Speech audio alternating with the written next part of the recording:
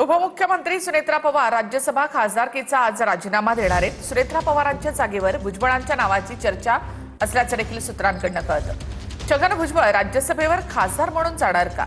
तर भुजबळांच्या विधानसभा मतदारसंघातून समीर भुजबळ निवडणूक लढण्याची शक्यता आहे, अशी माहिती सूत्रांकडून कळते। अधिक माहिती आपण घेऊयात आमचे प्रतिनिधी सुनील काळे यांच्याकडून। सुनील, याआधी सुद्धा छगन भुजबळ राज्यसभेवर जाण्यासाठी इच्छुक होते। आता सुनेत्रा पवारांच्या जागी कदाचित भुजबळ त्या ठिकाणी जाऊ शकतात।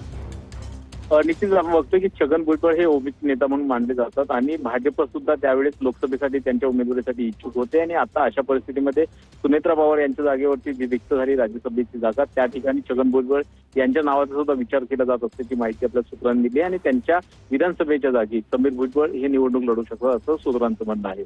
निखिला, धन्यवाद सुनील एकूणच माहितीबद्दल। तर छगन भुजबळ राज्यसभेवर खासदार म्हणून जाण्याची देखील शक्यता आहे। सुनेत्रा पवार आज राज्यसभेची राजीनामा देणार आहेत आणि त्या जागी छगन भुजबळ राज्यसभेवर जाऊ शकतात।